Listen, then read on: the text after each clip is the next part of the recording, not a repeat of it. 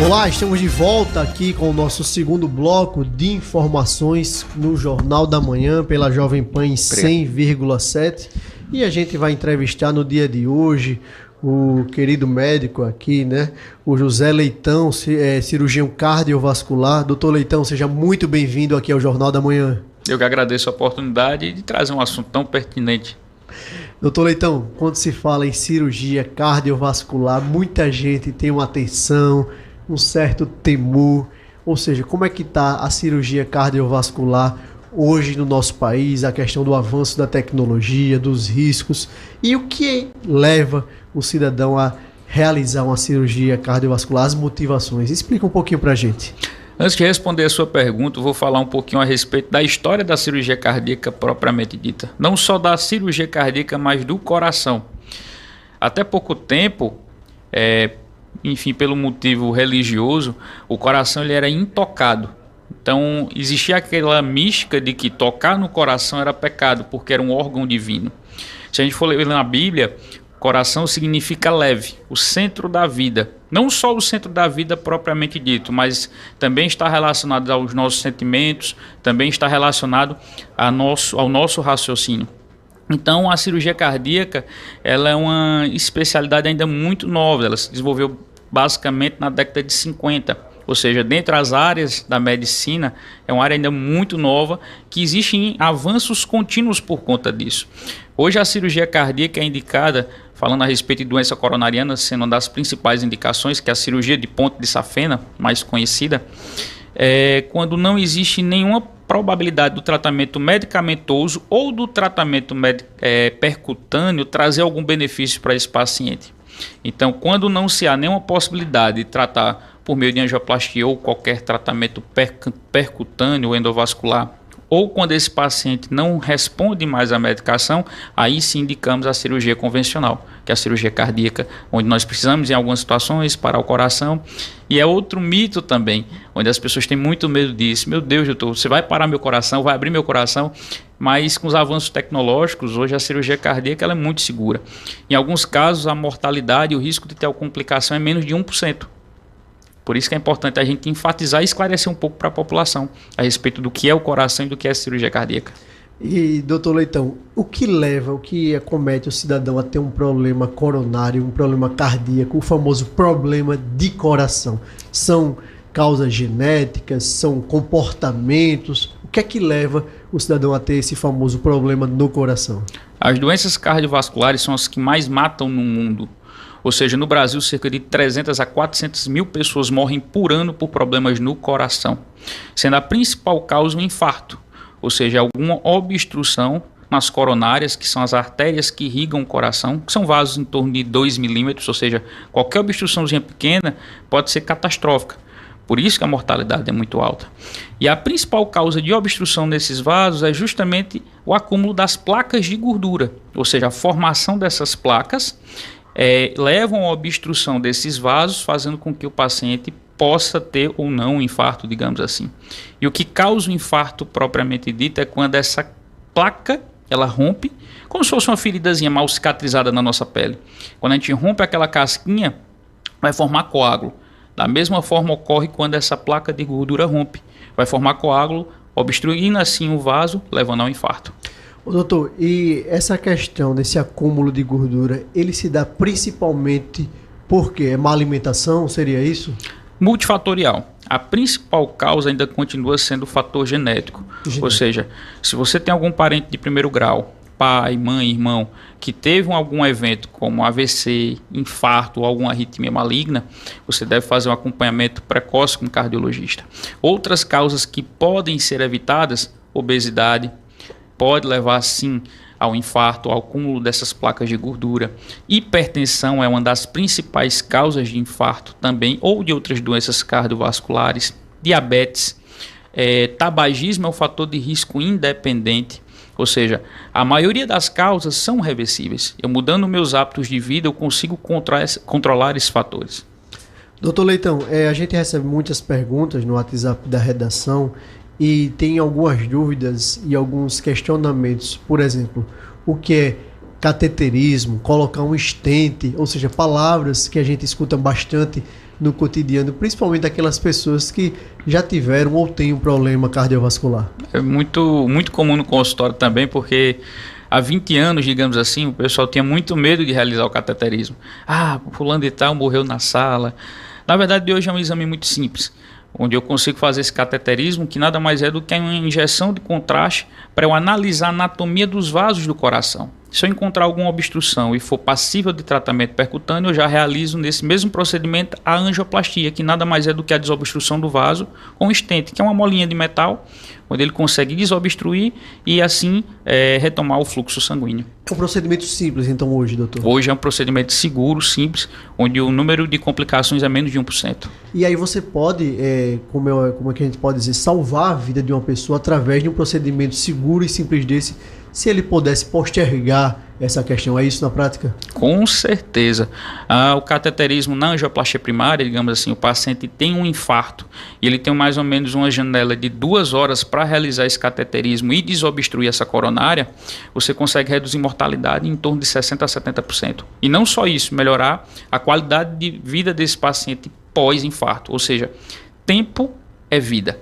Uma vez o paciente tendo os sinais, os sintomas iniciais de dor no peito, pressão baixa, desmaio, síncope, principalmente a dor no peito, ele deve procurar um serviço de urgência e emergência para realizar esse cateterismo e, se possível, já realizar essa angioplastia primária. E, doutor, sobre esses sintomas que o senhor trouxe para a gente, né? Todos os sintomas de algum problema cardiovascular são esses? Existem alguns diferentes? Conta um pouquinho para a gente sobre esses sintomas. Como eu sei que eu devo procurar um médico? E já aproveita, né, nesses exames, preventivos. Como que funciona a situação para o nosso coração? Excelente pergunta. Em relação aos sintomas relacionados do coração, os principais: dor no peito, que pode puxar tanto para o braço direito quanto para o braço esquerdo, para a região das costas ou para a região epigástrica, mais conhecida como a boca do estômago. Uma dor também que é bem típica, uma dor no peito que puxa para a região inframandibular, ou seja, embaixo do queixo, e até inclusive um sinal de gravidade. Existem também os sintomas atípicos, em especial pacientes idosos, mulheres pós-menopausa, pacientes diabéticos, negros, que pode ter uma manifestação totalmente diferente. Em algumas situações, o infarto ele pode se manifestar apenas com um desmaio, uma síncope, ou muitas vezes com aumento da frequência do coração. Do nada o paciente sente: doutor, estou com o coração muito acelerado. Pode ser um dos sinais, um dos sintomas relacionados ao infarto também. Sudorese, pele fria e pegajosa, ou seja, uma hipotensão também de forma aleatória. Do nada a pressão cai, também pode estar relacionado ao infarto. Então, qualquer um desses sinais, procurar o mais rápido possível um local, uma UPA, algum local que possa receber esse tratamento. E em criança, doutor, quais são as doenças cardiovasculares mais comuns, assim, nessa faixa de idade? Crianças e adolescentes, né?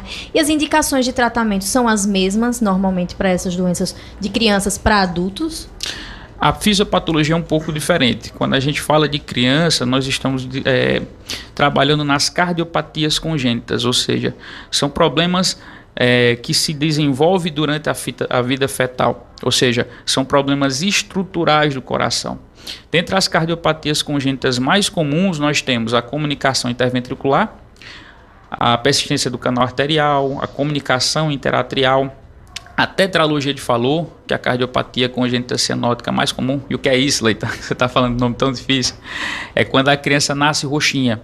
Nós dividimos essas cardiopatias em 2 grupos principais. As cianóticas, onde a criança já nasce roxinha, que normalmente são cardiopatias mais complexas, e as cardiopatias acianóticas, ou seja, onde a criança não nasce roxinha e normalmente tem um melhor prognóstico. Doutor Leitão, tem uma pergunta aqui de um ouvinte questionando sobre a questão: tive uma isquemia miocárdica. O que isso pode ocasionar? A isquemia miocárdica nada mais é do que a sequela de uma obstrução no coração, como se o paciente tivesse um infarto. Que a gente dividia a síndrome coronariana aguda em 2 grupos principais: o infarto agudo propriamente dito, onde eu tenho comprometimento desse miocárdio, ou o paciente tem o que nós chamamos de angina instável, ainda não se instalou a isquemia propriamente dita, mas aquele paciente ele tem uma obstrução no coração e da mesma forma que o infarto, eu também preciso tratá-lo, preciso interná-lo para que essa angina não evolua para um infarto. A isquemia, na verdade, nada mais é que quando o suprimento de sangue não é adequado para aquela região. Então, em alguns pacientes, a gente precisa investigar com essa isquemia e, como eu disse, na maioria das vezes está relacionado a alguma obstrução no coração. Doutor, muito se fala também da questão do pós. Tive um problema cardíaco, infartei. Eu vou levar uma vida normal após esse acidente cardiovascular, vamos dizer assim. Eu vou ter uma vida normal, vou praticar atividade física, vou me alimentar como me alimentava antes. Quais são os cuidados pós e como é a vida dessa pessoa após um acidente cardiovascular? Eu gosto sempre de dizer que Deus está dando uma nova oportunidade para esse paciente. Como eu falei, o infarto agudo do miocárdio é uma das principais causas de mortalidade. Então, o paciente sobreviveu ao infarto, a gente precisa mudar os hábitos de vida sim. Então, praticar atividade física, a reabilitação cardiopulmonar, por isso a importância do acompanhamento com a equipe muito profissional, a alimentação, uma alimentação que todos nós devemos fazer, reduzir o sódio, reduzir a ingesta de carboidrato, aumentar a ingesta de proteínas. Por exemplo, temos pacientes nossos que foram revascularizados, ou seja, que fizeram a cirurgia de ponte de safena, que correm todos os dias 10 km. Meu sogro, por exemplo, ele é revascularizado e tem uma vida completamente normal. Então, com os avanços das técnicas, nós conseguimos hoje dar uma vida totalmente normal para esse paciente, onde ele consegue viver, trabalhar como se o coração fosse um coração novo. Agora, claro, a gente precisa analisar caso a caso. Infelizmente, alguns pacientes que sofrem infarto, eles podem ter sequelas graves no coração. Por isso a importância, mais uma vez eu friso, do acompanhamento com a equipe muito profissional, cardiologista, cirurgião cardíaco, hemodinamicista, psicólogo também é importante. Há vários trabalhos que falam pacientes pós-operatórios com depressão, então por isso a importância do psicólogo, nutricionista, educador físico. Então tudo isso para que o nosso paciente tenha qualidade de vida e possa ter uma vida prolongada. Doutor, voltando, né, sobre a questão dos exames preventivos, não é tão comum que a população venha fazer exames do coração. Então, quais são esses exames preventivos e qual a periodicidade que a população precisa realizar esses exames? Então, a gente precisa analisar caso a caso. Caso o indivíduo tenha história familiar, então, no mais tardar, a partir dos 35 anos, já realizar esse acompanhamento com o cardiologista. Exames básicos, exames de sangue para a gente avaliar o colesterol, um teste ergométrico, se for possível, mais conhecido como teste de esteira, o teste de esforço. O ecocardiograma, todo mundo deve fazer pelo menos uma vez na vida, porque existem algumas cardiopatias congênitas que a gente só descobre através do ecocardiograma. E assim eu consigo avaliar melhor a função e a estrutura do coração por meio de um exame que não é invasivo. Da mesma forma, o Holter também é importante, em especial os pacientes que têm sintomas relacionados ao aumento da frequência do coração. Então, são exames simples, baratos, que não há nenhuma contraindicação, que eu preciso fazer regularmente. Se eu tenho uma história familiar, como eu disse, já iniciar esses exames precocemente. Mas eu gosto de falar que a gente deve cuidar do coração desde a vida fetal. Por quê? É obrigatório realizar o ecocardiograma fetal entre a 21ª e a 28ª semana de vida. Por quê? Uma vez eu descobrindo alguma cardiopatia complexa, eu já programo o parto dessa mãe em um local que tem uma estrutura adequada. Sobre a questão da hipertensão arterial, tem uma pergunta bem pessoal, porque eu sou hipertensa, e aí que é uma das principais causas, né, de doenças cardiovasculares e de mortalidade prematura. Fiquei até bem preocupada assim, com esse dado. Mas, doutor, existe cura para os problemas de hipertensão?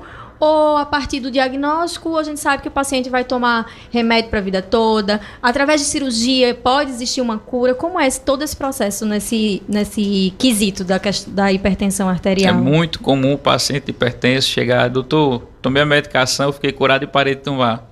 É muito comum no consultório. Eu queria muito ouvir essa resposta. Mas o que acontece? Existem dois tipos de hipertensão. A hipertensão primária, que é a mais comum, que está atrelada aos fatores genéticos e à questão dos hábitos de vida. E existe a hipertensão arterial sistema secundária, que é a menos comum, que é em torno de 10% dos casos. Como assim, Leitão? Por exemplo, o paciente tem um problema de tireoide e ele pode desenvolver hipertensão por conta desse problema da tireoide. Ou seja, eu tratando a tireoide, eu vou melhorar a pressão desse paciente. Alguns tumores endócrinos também podem levar ao aumento da pressão, ou seja, uma pressão secundária. Mas falando da hipertensão primária, uma vez diagnosticado com hipertensão, a probabilidade desse paciente deixar de ser hipertenso é muito pequena. Por quê? Porque na maioria das vezes está atrelada à história familiar, à genética. E infelizmente cerca de 70% dos pacientes hipertensos, eles não fazem um tratamento regular. Mesmo ele sabendo, mesmo ele tendo a receita na mão, ele não faz uso da medicação ou acha que vai tratar com, sei lá, chá de chuchu, suco de chuchu, de folha de não sei lá das quantas, e esquece. Um suquinho de maracujá. Exatamente, é importante. Mesmo que tenha seu efeito placebo, digamos assim, é importante, mas não deixe de tomar as medicações. E principalmente, uma vez diagnosticado com hipertensão, o tratamento não é apenas com remédio. Há necessidade também de fazer a mudança de hábitos de vida, praticar atividade física, perder peso. Só um dado interessante. Alguns pacientes submetidos à cirurgia bariátrica, eles param de tomar os remédios para pressão alta e diabetes, apenas com a perda de peso. Ou seja, se eu tenho uma perda de peso acima de 15%, a probabilidade de eu deixar de ser hipertenso, diabético, assim como também adotando outros hábitos, digamos, mudando a alimentação, eu consigo tratar e em algumas situações deixar de ser hipertenso ou até mesmo diabético. Mas não suspender sozinho, né? Não suspender sozinho, exatamente. Fazer acompanhamento com o cardiologista ou com o médico do posto, não só o cardiologista. Doutor José Leitão, a gente tem muitos questionamentos, o nosso tempo passa rápido, e um deles é o exame das carótidas. Questionando, o ouvinte aqui está questionando, é importante fazer, com que frequência, anualmente, a cada 2 anos? Explicar um pouquinho para a gente o que é esse exame das carótidas.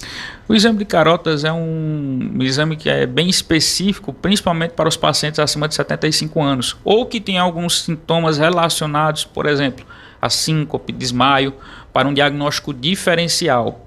Quando eu tenho alguma obstrução nas carótidas, eu aumento o risco de AVC, aumento o risco de síncope. Então, nesse grupo específico, em especial os pacientes acima de 75 anos, eu peço esse exame. Para pacientes jovens, não há indicação.